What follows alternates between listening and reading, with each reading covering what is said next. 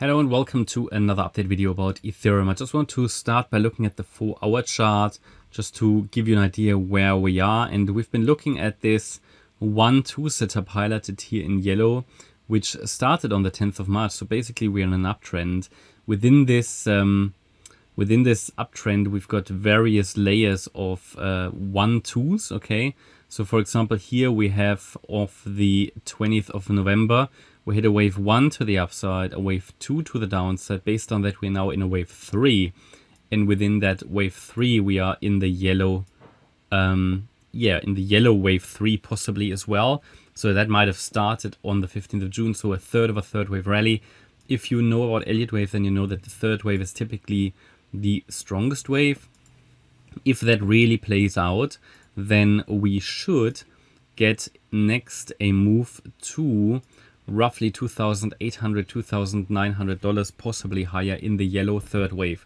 Now, bear in mind that the condition for that would be that Ethereum is holding $1,700. That is the micro support level we deal with. And as long as it's holding that, we should see price go up further. Okay, it could come down to 1720, 1710. No problem. Even if it breaks 1700 very, very briefly, it would not invalidate that idea. But overall, I think we are looking here at an uptrend. Just bear in mind that Ethereum is below a very important structural resistance level as well. We've got this range here between 2020 and 2140, of previous swing highs. You can see that here in May 22. Here there was a lot of resistance before, so it needs to break out above that level just so that you get an idea. And it won't be easy to break through that resistance level. Now let's zoom in a little bit. And you can see that on the 15th of June, this is now the 1-hour chart, the idea is that this wave 2 finished and we're basically now in a third wave rally here to the upside. But before we really start moving, I'd like to see one more pullback in this wave 2. Ethereum so far has reached all the targets to the upside and also created the 5 waves we wanted to see, so fulfilled our primary expectation over the recent weeks. Now I'm looking for a strong sign that a pullback has started in wave 2. And yeah, I mean, the signs are getting stronger and stronger. I'm just not quite ready to confirm it yet, because if we zoom in once more, but before that, it's just an idea here. This was a 1, a 2, a 3, wave 4, and wave 5 might have finished. Maybe we get one more wave up in a diagonal. Yeah, that this last wave is also a diagonal, an ending diagonal. Basically consists of A wave, B wave, and C wave, and the C wave could be an ending diagonal. But we're coming down quite deep now. And I shared with you that we have, I think, a first good confirmation that this wave 2 has started. If price breaks below 1895, that has not happened yet. In fact, at the moment, we are holding here the 78.6 fib level at 1912. I would say a break below 1912. It is a first strong sign that, yeah, we are coming down. It would be further confirmed below 1895.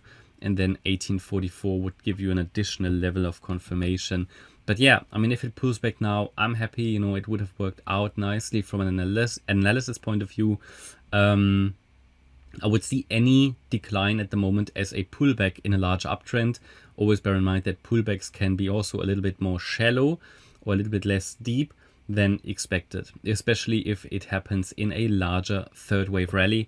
So this is just standard support for this pullback, for this wave 2. And primarily I'd be looking forward, or I'm looking for here an A wave down first, then a nice B wave and a C wave down. If we have waves A and B complete, we can calculate the target for wave C more accurately. So yeah, but again, bear in mind that pullbacks can also be rather shallow, especially if they take place in a larger third wave rally that we think we're in this yellow third wave, which is now here, there. Yeah, so it's going to be interesting, but I cannot fully rule out that we get another high here.